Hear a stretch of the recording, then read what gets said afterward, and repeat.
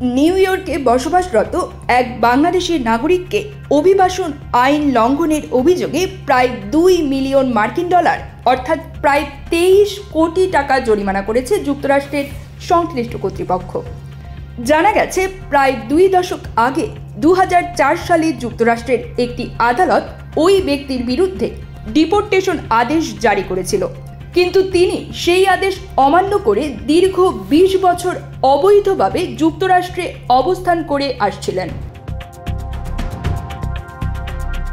সম্প্রতি যুক্তরাষ্ট্রের immigration and customs enforcement এবং নিউ ইয়র্ক ফেডারেল কোর্টের যৌথ উদ্যোগে তার বিরুদ্ধে প্রায় 2 মিলিয়ন ডলার জরিমানা আরোপ করা হয়। একই সঙ্গে আগামী 1 মাসের মধ্যে জরিমানার অর্থ পরিশোধের জন্য সময়সীমাও নির্ধারণ করা হয়েছে। জানা গেছে, ওই বাংলাদেশি ব্যক্তি নিউ ইয়র্ক শহরে দীর্ঘদিন ধরে বসবাস করছিলেন এবং স্থানীয়ভাবে বিভিন্ন ব্যবসা ও সামাজিক কর্মকাণ্ডের সঙ্গেও জড়িত ছিলেন। তার পরিচিত অনেকেই জানিয়েছেন তিনি কমিউনিটিতে একজন প্রতিষ্ঠিত ব্যক্তি হিসেবে পরিচিত ছিলেন। তবে অভিবাসন আদালতের আদেশ দীর্ঘ সময় ধরে উপেক্ষা করার কারণে তাকে আইনের মুখোমুখি হতে হচ্ছে।